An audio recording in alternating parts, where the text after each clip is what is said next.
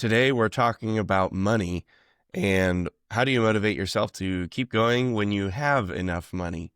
So, this last week, I was talking with a coworker and somehow money goals came up and what we needed for retirement. And I made an offhand comment about 2.5. And he was asking, is that what you need for retirement? And why did you pick that number? Which got me thinking about so many people are motivated by I just need money to survive. And, that's driven by, in part, what they want to have as well as what they need to have. And so they just work and work and work. And the standard, I work 40 hours and then I work until I'm 65 or 67 and then retire. Well, okay, let's flip that. If today I didn't need any money, I had all the money I wanted, at least to cover all expenses such that I could stop working today, what would be the next motivating factor? Like 40 hours of my motivation disappears from the week, of every week of the rest of my life. What principle keeps me going or keeps me interested in doing things after that? Thoughts, Caleb? Well, I really like this discussion because the whole reason I got into business and personal finance in the first place is because I was listening to these podcasts that talked about financial independence. So really this idea of when can you stop working for the money and start working for the value that you are enjoying or creating has been a discussion in my own mind and a thought in my own mind since the beginning. So my initial thoughts is for me, well, it's kind of two parts of this. One, if there was something that I wanted to do that wasn't monetary, but like work that I felt like I needed to wait until I didn't have enough, or I guess some people felt like they might need to wait until they had enough money to not do it for the money anymore. Why not try to do it now in a way that could make enough money? I know there's some risk in that, but also sometimes you just got to take some risk and you got to try it. I know for me, like starting my own business has been something that I've wanted to do for a long time and probably would make more sense if I had enough money to cover, like if I didn't have to work for money anymore. But also, why not just do it now is something that I've thought a lot. So that is one piece. The second piece is for a lot of people, that goal moves. So you think it's here, then you might get here, and then it's actually here. Then you might get here, and then it moves further. And so it's really important to sit down and think about what's the baseline, and then what's the ideal, because you don't want a goalpost that's just continually going to move, because then you're never going to feel like you have enough. I was watching a movie a couple weeks ago. It's called All the Money in the World. And there's a billionaire who someone asked him, all right, so when are you gonna, like, how much do you need to feel satisfied? And his answer was more. That was pretty much it. And I feel like sometimes we can get in that mindset of the goalpost just continually moves and moves and moves and moves, and you never have enough. So that's another reason why I really like this discussion, because it's important to think about it first so that you know where you're at and where you want to be. Yeah, for me personally, I've been trying to take on the mindset of I'm just going to do it now versus later. But also I get there's a lot of stuff that is freed up when you hit a number that will cover you for the rest of your life. Mm-hmm. Yeah, those are kind of my Would you, if somebody said you could not, because I think what's odd about you and me is we either we recognize or we're odd and we would keep like part of our I think we're odd. post retirement, yeah. Part of our post retirement or getting wealth enough to be independent plan is to still work in some fashion, even though it may not be what we would work at a like W-2 job, or like you've talked about angel investing, or do things that other people would see as work. So it may be a little odd in our cases. But if somebody said, okay, you have all the money you need, you can't do a single thing that looks like work, like that looks like most people's standard job or running a business, would you have trouble coming up with things that filled a significant portion of your time that were also felt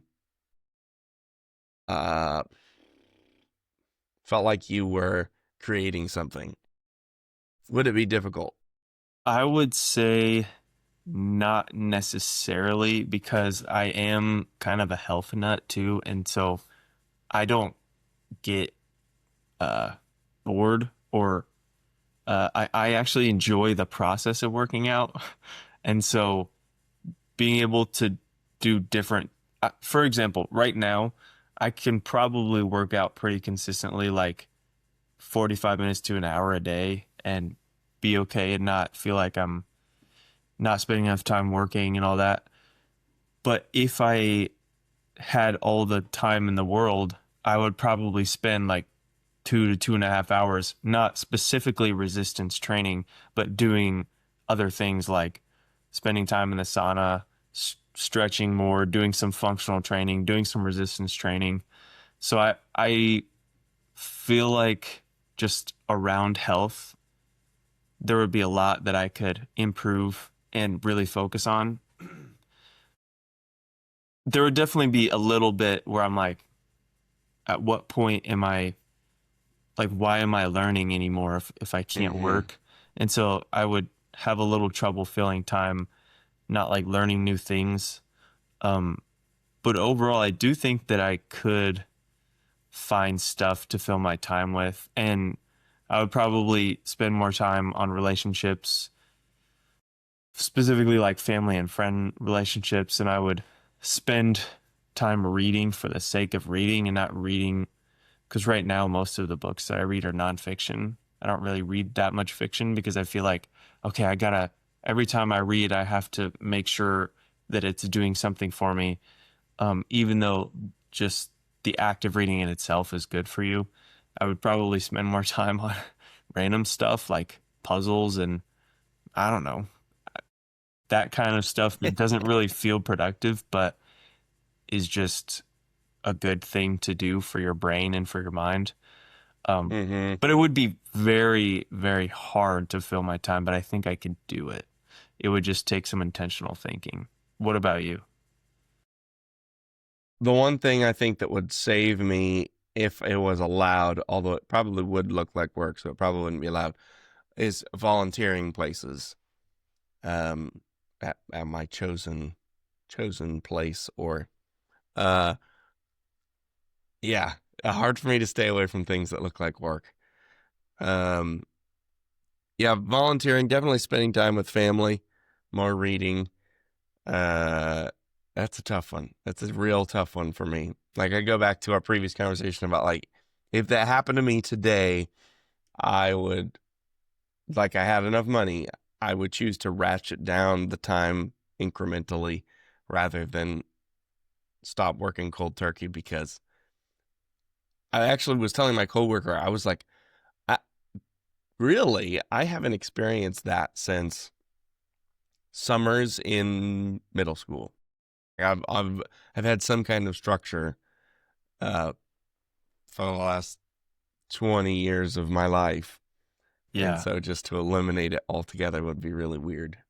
A question I have for you what would on that is, and this obviously doesn't mean like, oh, you're going to leave your job or anything, but I've asked you this before. If you had the money in the world, would you be doing what you're doing right now?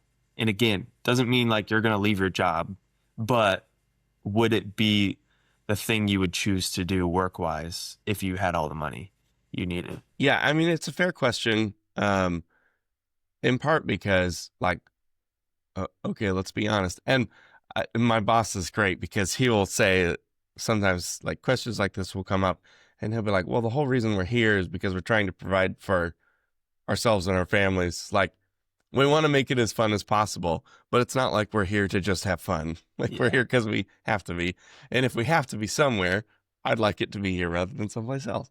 Yeah. Um, Without being Nostradamus, I would probably be at the job I am at least temporarily, because I have no current alternatives that I see as being super interesting.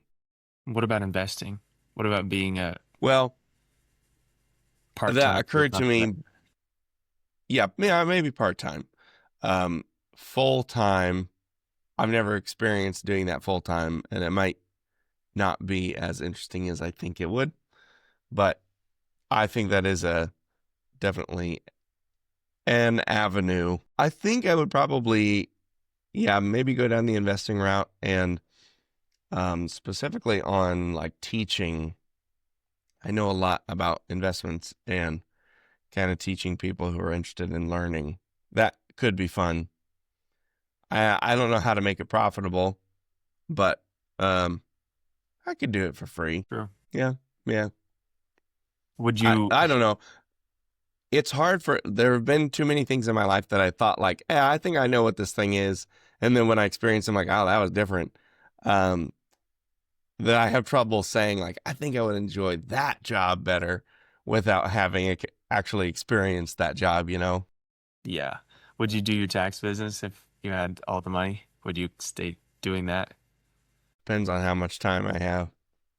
I See, enjoy I was telling my coworker, actually, the same coworker, I enjoy the tax business like a little bit for enjoyment's sake. Uh, I like, if you want to always feel stupid, do taxes. Because there's just so many like different state and locale rules that no matter how many years you're doing taxes, if you get new clients, something's going to make you feel like an idiot, even if you've been doing it for like 20 years. And I like the variety and the complexity. It's not like crazy complex, but there's enough variety to make it interesting. And then it is clerical, but it's different kind of clerical than my 9 to 5 job. So it's kind of like doing a puzzle. yeah. Get home, do a puzzle. There's a finite ending, so you feel like a sense of accomplishment when you've got it. For the short term, yes, I would probably still do it. Long term, I don't know. Yeah. That makes sense. I agree with the whole puzzle thing because from the short or from the small amount of tax that I've actually done, it's nice when you finally the pieces kind of come together and you see the work that you put in like finished. It's really annoying when you Hmm. have no idea one piece of it and it's just staying there and you can't figure it out. You got to go ask ChatGPT.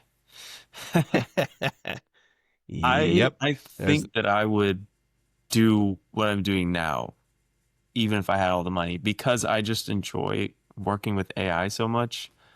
And I know that it's important for people to make sure, and for businesses themselves to make sure that AI is being implemented well versus like some people using it, execs not really knowing how it's being used, some people not using it. So then it's like really inefficient. And yeah, I think I would, at least for a while. And then I might get bored and move on to something else because that's kind of what I feel like I do a lot. So Wow, that's just yeah, that's part of the game. yeah, Is like I'm not a manager type person either. I'm not somebody who's probably going to do the same thing for 20 years, but at least in a large capacity. I might do it for 20 years, but it's got to change in order for me to keep my interest. So I think you're a little like that, where you're probably not going to keep doing the same thing for 20 years. probably not. But So finding the it was just an interesting discussion because like I was thinking uh as, like the way I've built my time right now is uh, I have to work to provide for things. So that's the biggest block of time. And then upon which I put time with the family, because that's critical. I don't want in between now and retirement to be divorce. Um, Yep.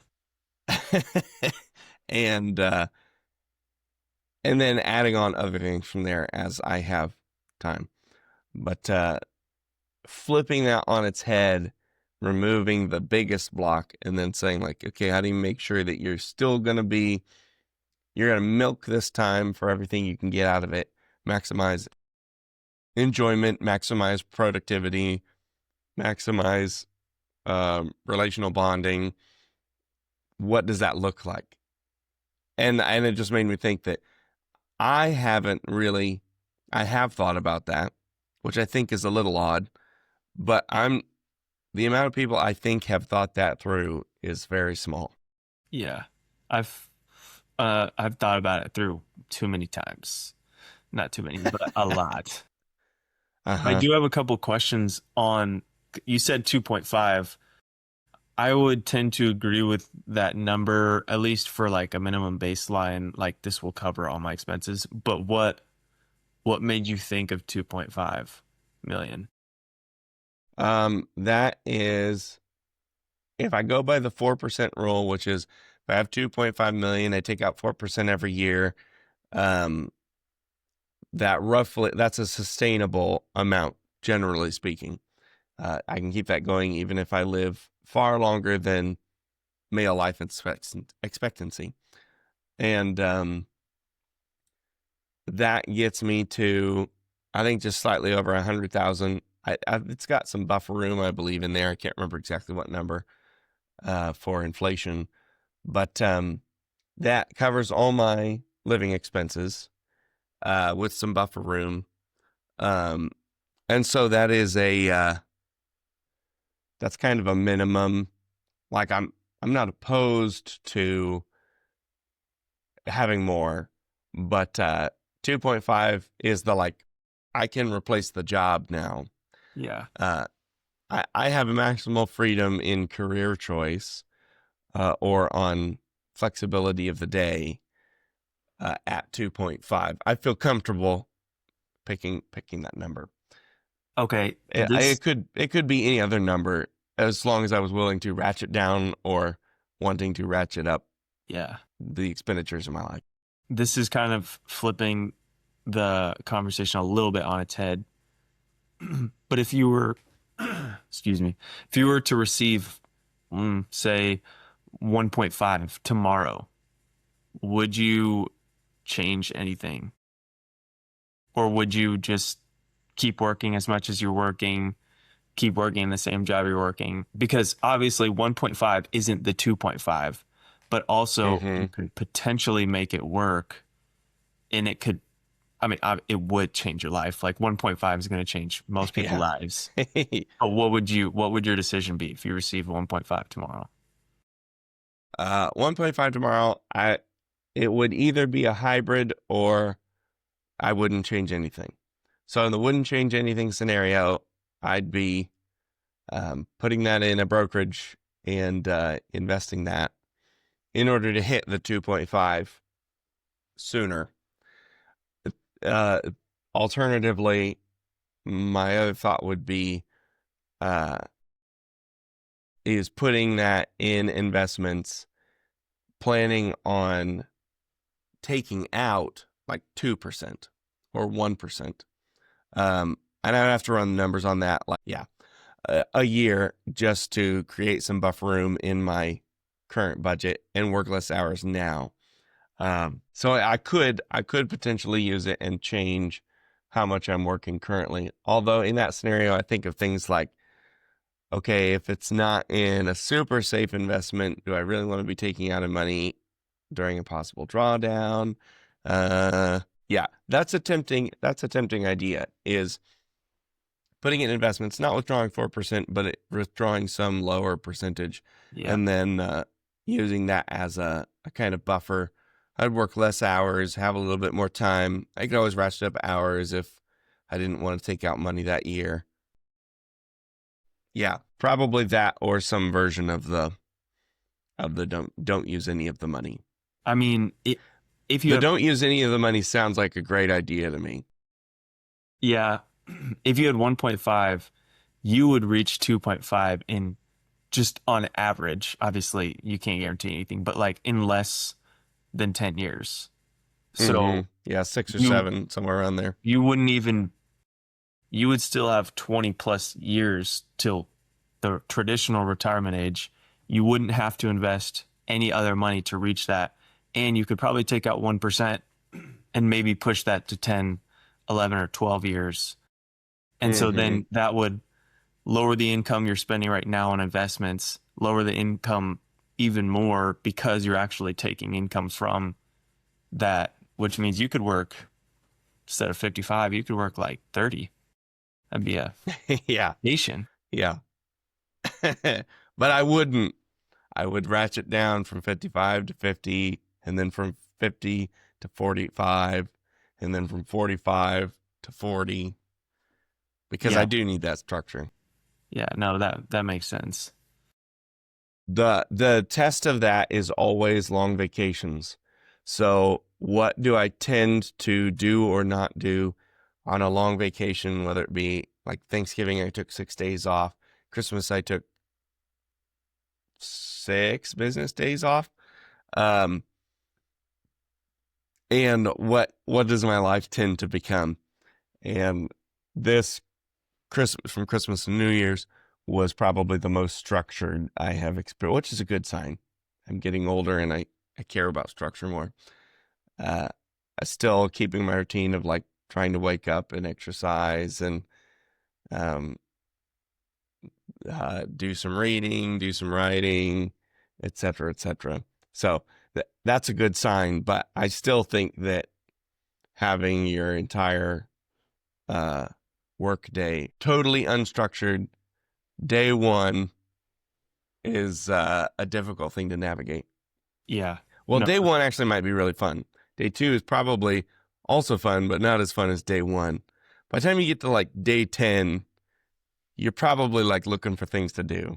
your happiness level is diminishing as you go if you don't have the structure to like keep you going. No, that makes sense. I try to Yeah. keep a lot of structure when I'm not working necessarily, but on holidays and stuff, it's hard because maybe I'm at home, maybe I'm not at home, and Mm-hmm. there's just things that you do that aren't part of your normal routine, like going and Right. hanging with At all. family and friends. So that kind of throws the structure out the window because it's totally different from the routine that you have. Mm-hmm. But I mean, yeah, I try to keep my mornings the same, journaling and all that stuff. Uh, one one final thought or takeaway that you have for the audience. Mm. People should sit down and plan their lives. Your plan is not going to get executed as you planned it, but I still think it's critical that you do so because knowing what goals to pursue in your everyday tasks is going to vastly change the outcome of your long-term life. Yeah. One thing I would add, which is kind of similar, but like be honest with yourself. You can take, I guess, in two ways. One, be honest with yourself. You can do more now than you think you can in your ideal life, even without the money that would help you never work again. And then also, you don't want the goalposts to just continually move for the rest of your life. So be honest about what you really need versus what you want. Define it. Make sure you define the Yeah, goalposts so they will move because you don't know what they are. exactly. So, yeah, we both have our goals and we're just going to keep trying to reach them. But that's all I got. So you can end us. All right. Reach out to us at jc.unscripted@gmail.com. Send us email. We love email. We want more email. That's a pod. Right.